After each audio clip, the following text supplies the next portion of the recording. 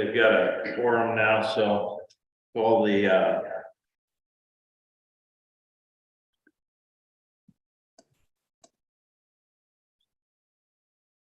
I'll call the Monday, May 1st, Pleasant Hill School Board meeting order.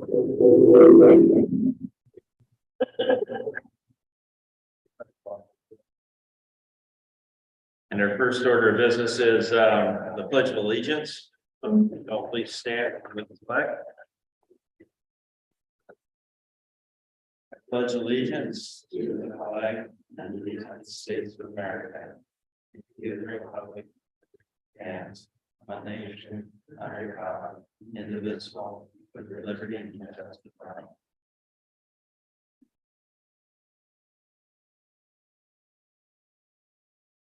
Then the reading of our mission statement. Golda. Sure. Our mission statement. Our mission is to graduate all students with high levels of academic and personal achievement, ready for post-secondary excellence, prepared for productive and passionate citizenship through research-based instruction and collaborative system support. Thank you, Wilda. Do we have any changes or deletions to the agenda? None. Okay, introduction to the audience and previous board meeting attendance. If you would, in the audience, please introduce yourselves. Start. Rich Trees, parent here in Pleasant Hill. Dr. Johnson, parent. Andy Johnson, parent.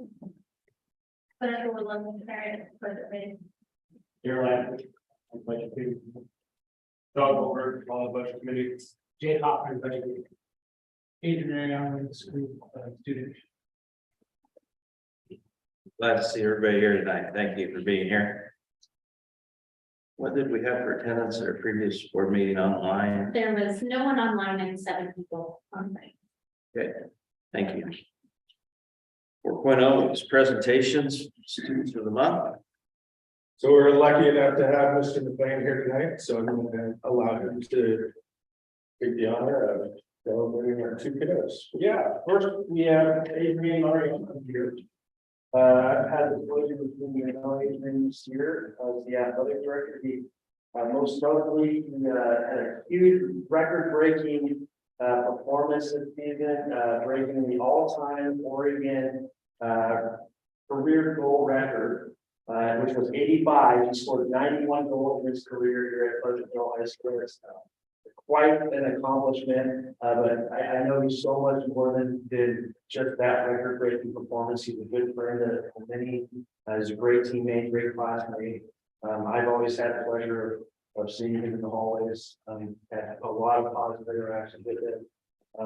I know that in the classroom he excelled. This is some of what his teachers have said. Adrian is a hardworking student who brings a great attitude to class every day. He is greatly respected by his peers and gets along well with everyone in class. His work in class is thoughtful and he is a pleasure to have in class. That's from Mr. Neal. Ms. Bonaventure said, Adrian is a very, very dear person for me, hardworking and kind. I'm always happy to see him and he puts up with my limited knowledge, but great enthusiasm for football. Mr. Wilson and PE said Adrian has been a pleasure to have in class. He's respectful, responsible, and consistently brings enthusiasm to the classroom. Although he was a star soccer player, you wouldn't be able to tell by how he carries himself. He is humble and treats all students with respect. I'm confident that Adrian will be successful in his pursuits after high school. Congratulations, Adrian.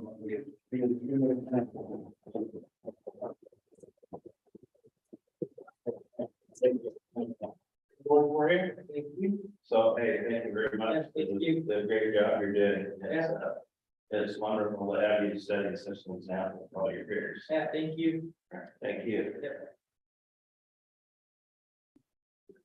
Our most improved student of the month, is currently not here, Dominic Weimer. I actually had the pleasure of teaching Dominic when he was a sixth grader at Hamlin Middle School. I taught him PE, and this is truly a testament that he is the most improved student ever has when he was at Hamlin until now. He's a great kid, excels academically. I'm very excited for him to move on out of Pleasant Hill and represent the Pleasant Hill community beyond high school. This is some comments that his teachers have made. Ms. Anderson said, Dominic has made great strides during his time here at Pleasant Hill High School. This spring especially, he has become focused on being successful in his classes, completing his credit recovery, and focusing on his plans to pursue wildland firefighting after graduation. Dominic has worked hard to get where he is and is well deserving of this month's most improved student award. Mr. Neal said, Dom has done a great job this year of working hard to finish up all of his assignments. He checks in with me regularly and asks questions to keep himself on track. He uses his time throughout the day to make sure his grades are where he needs them to be. Mr. Wilson said Dominic brings a positive energy to the classroom. He has a knack for making others laugh and is a fun kid to have in class. Over the course of the year, I've seen Dominic's academic potential in his sport. He is an intelligent young man and is capable of accomplishing whatever he sets his mind to. So congratulations to Dominic for earning the most improved year of the month.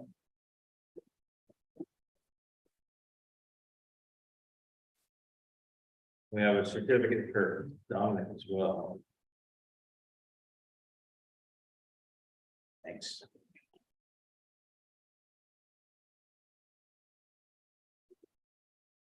Your next item of business is a public forum. Individuals who are on site during this portion of the board meeting, members of the public are specifically invited to present items of commendation and or concerns. At the discretion of the board chair, further public comment, public participation, may be allowed at the time specific agenda items are under consideration by the board. Individuals who are viewing online, PHSD posts the upcoming agenda on our website the Friday before regularly scheduled Monday school board meetings.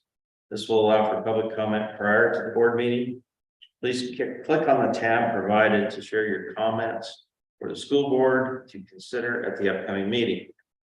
Personnel matters may not be discussed at a school board meeting. Members of the public who have personnel concerns or commendations should share them directly with the district superintendent. So, do we have any public comment tonight? Okay, seeing none, we'll move on to 6.0 board action items. 6.1, approve the April 17th, 23 board meeting minutes. You had a chance to review those. Everyone had the opportunity, Drew? Yep. Right? No issues with those? Great job. Okay, then we need a motion for approval, Excellent. Seconded. right? All those in favor, please say aye. Aye. Aye. Opposed? So that passes unanimously. 6.2, approved enrollment report from April. Do you have any issues with the enrollment report? No? Motion for approval, well, So moved. Second. right, moved in second, those in favor, please say aye. Aye. 6.3, approve 2023-24 tag plan.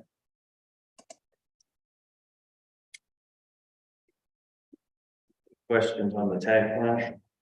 No, we had a chance to read that and talk about it earlier, so I think I'm fine with it. Look forward to being implemented. Okay. Okay.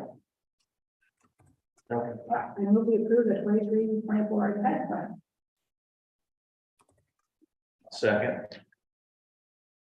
All those in favor, please say aye. Aye. Opposed? All right, 6.4, approve the math textbook adoption. Yeah, comments for you guys.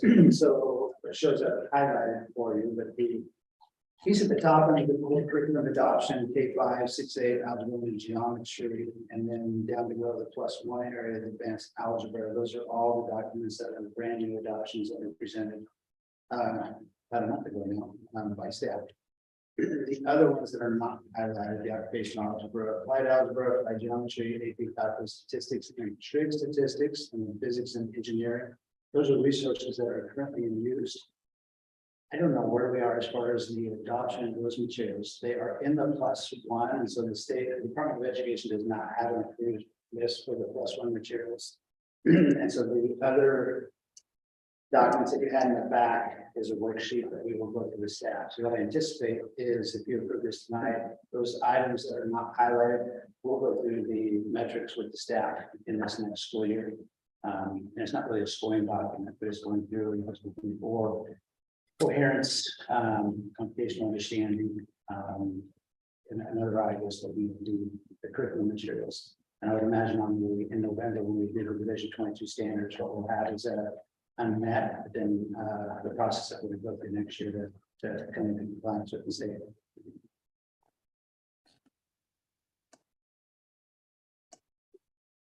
You know, we had a presentation a couple weeks ago on the math textbook adoption. Answered a lot of questions we could have had. So do we have any further? Right, then I would move approval of the math textbook adoption. Second. All right, those in favor, please say aye. Aye. And unanimous. Move this to 7.0, our budget orientation.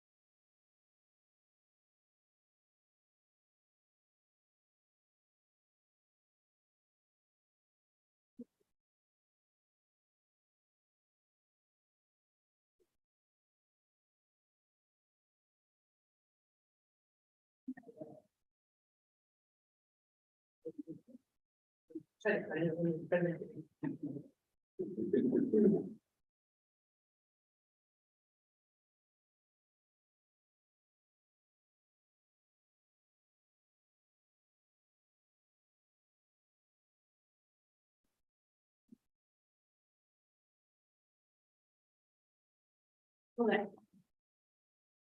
No, I think that's okay. Let us know if we need to more things since we get going. All right, thank you. Coming to our budget committee orientation. The purpose of our budget is to present a financial plan estimating expenses and revenues for our fiscal year. Creates authority to spend public money in accordance to Oregon budget law and provide certification of property taxes to the county assessor. School district finances are distinguished from many others because it's an adopted budget that authorizes the district to legally spend money or levy taxes. Your role in this process is very important to us.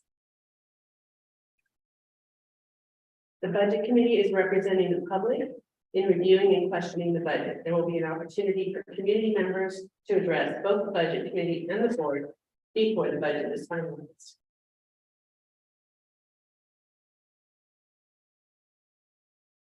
The budget law requires each district to designate a budget officer, set up a budget committee, and publish public notice of the budget committee meeting.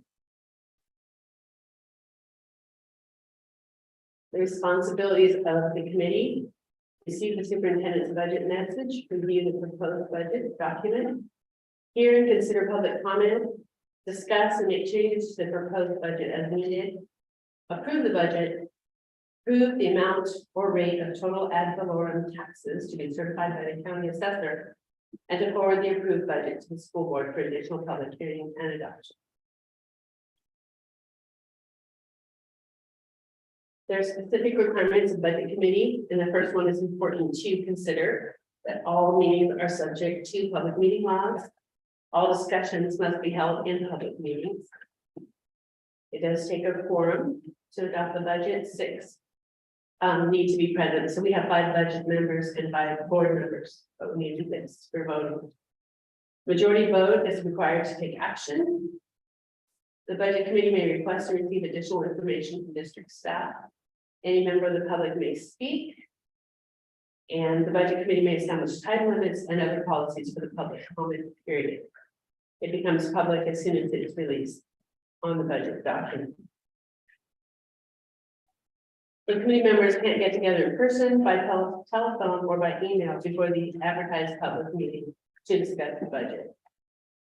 Prior to the May 15th meeting, any discussion among budget committee members is limited to general comments, such as district's organization, types of activities funded in the budget, spending priorities, and general projections, which may affect revenue or expenditures in the next year.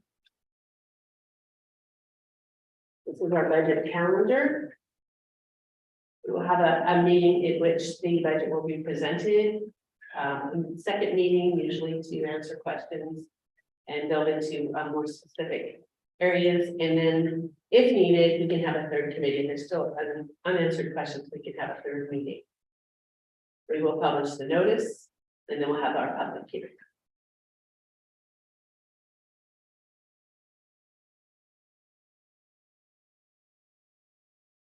These are the sources of our funds. We will have a general fund, which is less restricted in its use, and then special revenue funds that are usually set up for specific purposes, and our debt service fund for property tax.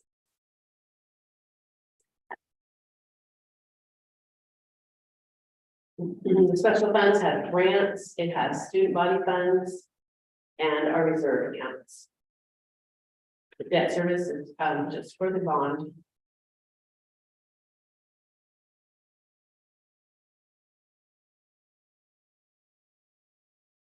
So the state school fund is distributed through a formula developed to provide equal funding to all districts. The allocation is on a per student basis, with extra weighting for certain special needs. The 23-25 biennial state school grant has been proposed at $9.9 billion. It is not yet approved. It's anybody's guess where it could end up, but we are budgeting, anticipating $9.9 billion. We're also anticipating that it'll be distributed 49% the first year and 51% the second year, which is common, but not the only way they have done it. They have done it 50-50, which is harder because your payroll costs are going to increase every year. So we like it when they do a 40%. This is an estimate that we get of what the So this was distributed from the state on February 22nd. It is not the final we will get. In fact, we're still getting updates from 2 years ago, state school funds. So they basically keep turning the numbers. There's a lot that goes into this, and they will send you a message 2 years later saying, oh, you owe us money, and oh, we owe you money. And we have to wrap that in. So part of this is built on our estimate of property taxes, which will change potentially in the budget. It may be a different number. Mid-year, we might find that it's too low, too high. And so we would send that notification back to the state and they would rebuild these estimates. So we're anticipating in the next few weeks, a new estimate for the 23-24 year. So this is a combination. The Common School Fund is a number the state gives us that's based on basically schools. It's a fund that's divided equally by the schools in the state. And so they think that's what we're going to get.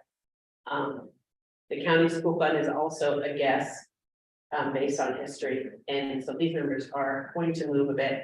I'm gonna move to the next slide because we call out some of the sections. This is local revenue. So in February, we estimated that this year's assessment might be $3,513. And that's usually just a percentage up from whatever the assessed value in the school district is. So this says that local revenue for us, we estimated that time to be 3.6 million. Our state school fund is adjusted by teacher experience. We report the experience of all our teachers. We find that our district has an average of 9.39 years of experience per teacher. The state average is 11.9, so we actually get money taken away from our formula. And it's really meant to adjust for the fact that newer teachers usually cost less than experienced teachers. Transportation grant. The state reimburses us 70% of educational transportation. And so we estimated that we would spend $650,000. And the state will reimburse us $455,000 of that. And again, if we notice through the year that that number is too high or too low, we'll put in a new estimate and they will adjust that down. And that's to make sure that as many adjustments that can be made during the current year are made rather than carrying them over into future years, but it does happen both ways. ADMW is average daily membership weighted. So that is how many students you have, and then it adds the weights based on what their needs may be in that, and the idea that some of these students in certain categories cost more to serve. And we'll get into more detail on that, but in 2023, 22-23, it was 1,192 was our weighted average. We're assuming a weighted average of 1,190 for 23-24. But the state does have a 2-year, you get the highest of the previous 2 years, the current year or the previous year. And it's really meant to even out your funding. So this year's estimate is based on 1,192. The state figures a general purpose grant, which uses our ADMW at a fund with a funding ratio, and that funding ratio changes all the time if it is really based on how many students the entire state has. So when they look at our 1,192 weight and the reimbursement rate at 4,437 times the funding, they say that we are due to have $11,427 to fund our district. Now they're going to take our local money out of that. So we get $11,427 plus $455,000 for transportation. And then we're going to subtract that $3,683,000 local revenue. So the state is intending to pay us $8,199. That comes in 9 payments to pay 2 at the beginning of the year to get you started so that you can afford your startup costs. And so this is an estimate of what our first payment in the new year will be based on. The general purpose grant says that our ADMW is worth $9,585. So that's a little more than that per student because it does have that weighted average to it. When they add in our transportation, it goes up to $9,907.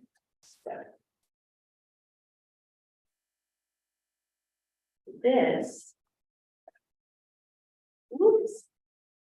So this ADMR, the top line, that's real membership. So that's 1,000 bodies. So you get one weight for each of those. If you have students in ESL, you get another half weight for them. Your IEP, they will give you up to 11% of your district's students. I'm sorry, 149 students. And so that's 11%. They're giving us 110 students worth of additional funding for IEP students. And then because they know everybody's number is above 11%, there's a little bit more added on that 5.7 rating. Students in poverty are worth an additional quarter. Foster care students are worth a quarter. And then the small high school correction for high schools that have a membership of less than 350 ADMR. Do get an additional funding, and that is based on the idea that it's smaller schools just have to spend more per student to educate those students. There's less students to bear the weight of your facilities and your staff. So that's where the 1190 comes from. If you look over here at 2223, there's 1192. This number will change constantly. The 2324 $1,000 is our estimate. The 999.47 is what our current state reporting is, and that becomes a fraction because attendance have a bearing on that number.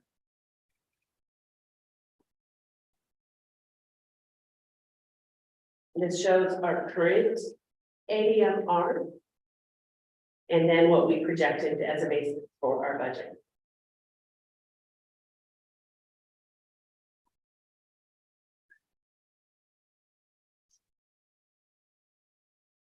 Our state funding on our grants, so there's 8,359,000 for the state school fund grant. The other two parts of the state school fund is the small high school grant, which is always confusing because it's added to our small high school student correction. So it's some of those two numbers which affect our school. If we were to go over 350 in the high school, for example, we would lose both this grant and that extra weighting for student fund.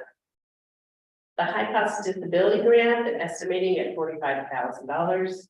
Basically, there's $55 million set aside, and we have to report each student that costs us more than $30,000 to educate, and then they pay us a portion of that amount over $30,000. So we pay the first.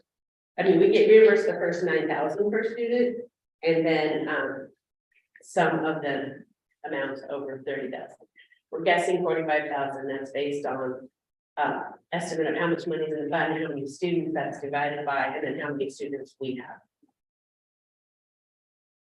This estimate does not show any prior year adjustments. We are expecting some adjustments in our in our state school fund for this year. State was unable as of last week to tell me whether it would be adjusted in our very last state school fund payment, which is coming the 15th of May, or whether it will be adjusted out of the first payment of next year. So we had to budget kind of a little bit in the middle because we didn't know when that was gonna hit our books. So this is just a real basic overview on how our funding works. Does anybody have any questions on this?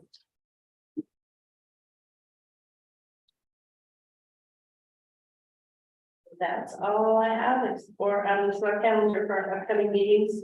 We'll have the actual budget meeting on the 15th. Receive the superintendent's budget message, review the proposed budget, and hear discuss public comment.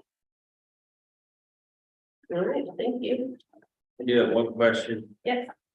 You said that all the districts have 11% IEP. 11% of the student population on IEP. That's what their funding is on. If that's the case, all the districts met or exceeded that level, why is there even a line item for it?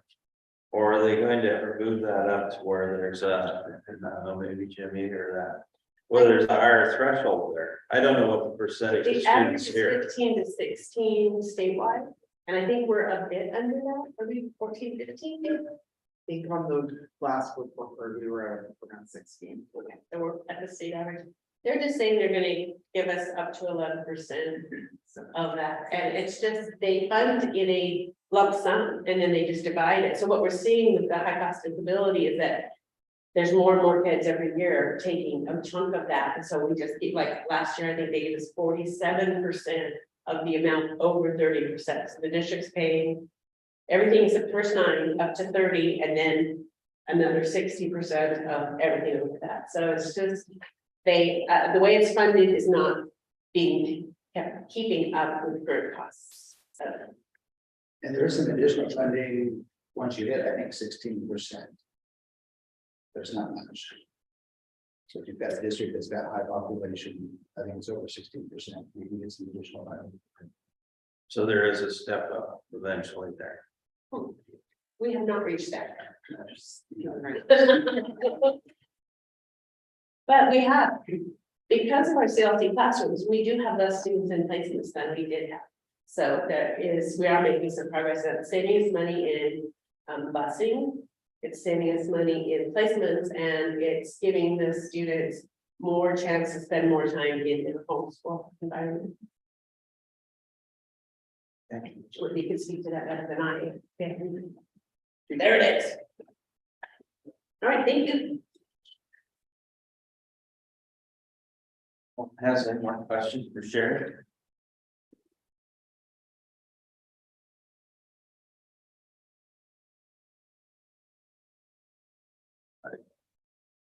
We'll move on to 8.0 reports and information.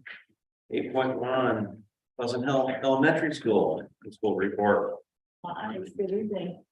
So we continue to maintain our enrollment this year, which we're thankful for and excited. And the other thing is, Jogathon, if you think back with me to the fall, we raised quite a bit of money. I'm happy to report that we are spending a lot of that money right now. Mr. Bosco got a wonderful gift. Our PTO funded a rock wall climbing wall for our elementary gym. And so we unveiled it for K2 last week, and the kids were so excited and spent their day Friday climbing the rock wall. And we'll be unveiling it for 3rd through 5th tomorrow afternoon. And just a really great tool to have to be developing hand-eye coordination, strengthening core muscles, as well as legs, arms, and hands, increased problem-solving skills and decision-making, developing concentration, focus, and patience, as well as building confidence and self-esteem. And got to pop in for a little bit on Friday, and just the comments that you've heard, the little ones making, cheering each other on and saying, you can do this. And it was just fantastic. So I invite you at some time, if you want to pop in and see the rock wall, feel free to. You might call and I can make sure Nathan's doing something with that particular day.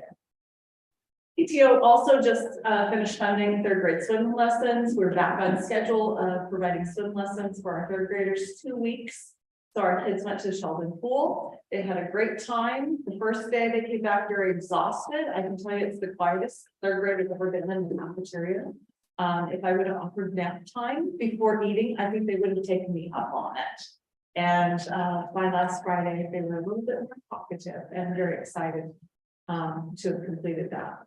We also just came off of 3 weeks of working with Kelly Thibodeau, Louise Fiddler, who was here prior to COVID. We had him. And then it was time to move on to other artists. And we thought, hey, it's time to bring artists in residency back. Thank you for always providing money in the K-12 beyond account. Those are the funds we access for this opportunity. So Kelly spent the last 3 weeks working with students in K-5. And it was amazing. In 3 short days, they learned 3 basic chords. The amount of playing that they were able to do was incredible. And on the 4th day, he always does a recital. So parents are invited to come see what their students are doing. And students that you would not have thought would volunteer to come up and play in front of an audience were right there. And just great big smiles and grins on their faces. So thank you again for making sure we have those funds. Right now, we're very busy at the elementary with testing. It's OSAS testing season. In the notes, I did put the address so that if you want to go in and look at the sample test that our students are doing, you're more than welcome to do that. I'm very proud of the staff. It's a stressful time for everyone, for teachers as well as students, but they are doing a great job. And I'd also like to invite you to some upcoming concerts. So May 17th, Ryan will be hosting the fourth grade concert in the Blue Gym at 6:30. On the 18th, we will do the fifth grade concert in the Blue Gym again. And then the 25th, Valerie Davis is putting together the historical presentation of Pleasant Hill. And she'll be doing that on the 25th at 1 o'clock, and you are invited to attend. I also want to say thank you to our high school, because I know that this has caused some shift for them to have to do, for us to be able to use the Blue Gym for these events. So thank you for doing that. And we are working with the high school as well on getting transition day set up for our sixth graders. And right now we have it on the calendar for May 25th. Our fifth graders will get to go over for a period of time in the morning and visit. We will have a parent presentation that afternoon as well, or evening as well for parents. So there will be more details coming. But again, I want to say thank you to our high school team for getting on it and working together with us. We greatly appreciate it. Any questions? And we have a very busy agenda. Yeah. No surprise. Thank you, Deborah. You're welcome. So we have the Pleasant Hill Middle School, High School Principal report. Yeah, so a lot of great things happening in both the middle school and the high school this spring. Last Friday, we took the middle school students to the ice rink in Eugene. That was a really good event. I heard a lot of really positive things come out of that. We had one injury, and it was due to not being cut by a skate, but being cut by the ice itself. So for the most part, we made it out unscathed. This Friday, we're going to be doing a fly fishing workshop for our middle school students. Excuse me. Students will participate in 3 classes taught by some of the best from Cascade Fly Fishing. So we're really looking forward to that. They're going to do some fly tying, fly casting, fish ecology, all that great stuff. We had the opportunity this year to participate with the Hope Factory, which is run by St. Vincent de Paul. And they have a manufactured home factory down off of Garfield Street. And so we'll have juniors will have the opportunity. We're kind of in the process now. They're applying for those positions to within their school day, be able to access that and get some real world experience working through that while also receiving extra credit. So that's a really neat opportunity that we're looking forward to. They're also looking to expand out as this is sort of the first leg, and then expanding out to nursing and some other different career paths. So that's really cool. Prom, we had a great prom at the Veterans Club off Willamette. We had over 150 students participate, so that was a lot of fun. They're great dancers. I have never been to a dance where if it's anywhere close to line dancing, those kids, like the entire room was involved. I didn't see anybody not participating, so that was pretty cool. We have qualified for OSA choir championships, which are going to be taking place on the 4th, so this Thursday. We had a great booster event happen this weekend, and I think just from the paddle race, aside from silent auction and some of the other things, they were able to raise over $50,000. So That was $25,000 in the booster match that, another $25,000. pretty cool. We've got a lot of testing coming up, AP testing that's going to be happening here. We're administering ELA, math, science for 6th, 7th, 8th, as well as 11th graders. And then just some of the things that we have, fly fishing events, ag plant sales this weekend, so please come out and support. We have a trip to Albany to check on CTE. We have a trip to LCC for CTE. We're taking some middle school students to the Shakespeare Festival. We have LCC Fire School. We're taking the 8th graders to the U of O. We're attending an Ag FFA event in Mohawk. Another trip for CTE to Portland, Street Fest is coming up. LCC career in 6th grade field trip to bottom, treatment. So some really good opportunities for the kids to get out and have some great experiences. Well, hopefully the weather's improving. So.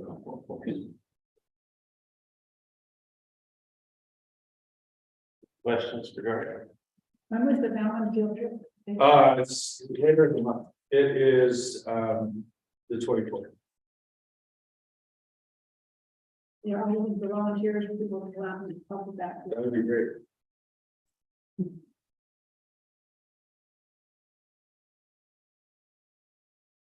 All right, well, thank you, Garth, for your presentation. Next is 9.0 superintendent communication. Not as exciting, but I thought I'd give you an update on some of the legislative action that's taking place. It's been a really slow legislative season, but these are some of the bills that have kind of moved through the House or the Senate. So we've got House Bill 3198, which is the Literacy Success Initiative, and this was coming out of both two different groups, one being the governor's office as well, that have really come together and been combined into one bill. That would increase early literacy for children, birth to 3rd grade, reduces academic disparities, early literacy, partners with families around the development of children's early literacy skills and knowledge, and then improves and expands access to early literacy. So that was adopted, and then this past House Education is referred to the Ways and Means. Senate Bill 1045 is an accountability and oversight bill. There were a lot of bills this time around specific to accountability and oversight. This is actually one of this, looks like it's making it through, so it's moving the Senate rules area. It has been scheduled for a public hearing. There's still some work being done with the amendments of some special interest groups, saying specific to the co-Senate legal SBA is doing some work as well at the governor's office. Essentially, it directs the department to collect course level completion and grades for middle and high school students. And then there's also a piece in around adoption materials as well. There's a level of accountability and oversight at the state. House Bill 2281 is the civil rights coordinators, and that's passed the House. Currently, districts are required to have a Title IX coordinator, which essentially is me. And this would have a civil rights coordinator, which is going to be really similar to what the Title IX coordinator is.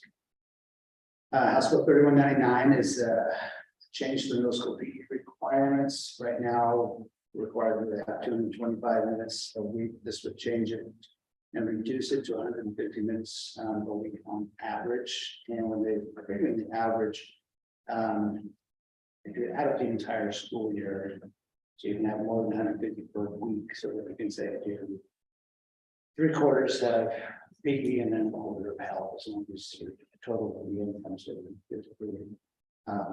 That was really in relation to difficulty in finding licensed PE teachers.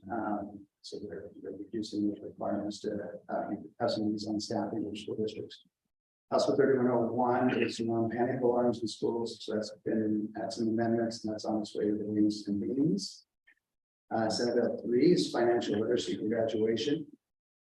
This was amended to start with a class of 2027, and that was for the Ways and Means as well. Essentially, that would add some financial literacy requirements for graduation, so some additional skills for graduation requirements. House Bill 2703 is class size, the mandatory subject of bargaining, that's not moving forward. Senate Bill 409 is a curriculum posting requirements, and that's been amended to require posting linked to ODE standards, textbooks on the website, and that's been passed out of the Senate Education Committee. And so essentially, we do a lot of this right now, any sort of curriculum, we will link on our website as far as where parents can find that. Senate Bill 819, this is an abbreviated day of the special education bills that has passed the Senate and the House worker. That's getting quite a bit of attention, and we don't anticipate it's going to affect us at all right now. But here we are with the legislative update. There's quite a few more. I cherry picked the big ones. and it's moving really slow. So Jim, they passed bills that. That will affect him, and so will they add them to the private or school funding? Do you remember back when we had a full day kindergarten? And it was funded? That will be the funding, pretty much what we have, yes, what we are able to do, with our own budget. Within Yeah, there's nothing that is, no signs at all as far as new revenue, like I say. well, just me producing them myself, I mean. Fortunately, these don't seem to be much in the way of, money in terms of staffing, when I'm gonna lose a little bit of staffing, it seems to be more just, time reporting. The financial literacy one, Possibly. they're gonna Yeah, not- incorporate that into the rule. And not till 2027. And so I think part of that is, and that's in the Ways and Means, we'll be looking at what the budget is for that. So we've got some time to go with that. And it was, I think the initial bill was adding a credit. And I would guess that it's, will be any change to staff and levels to be able to have that.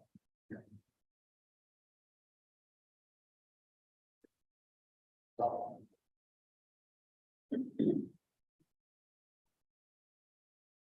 Is that all? yeah.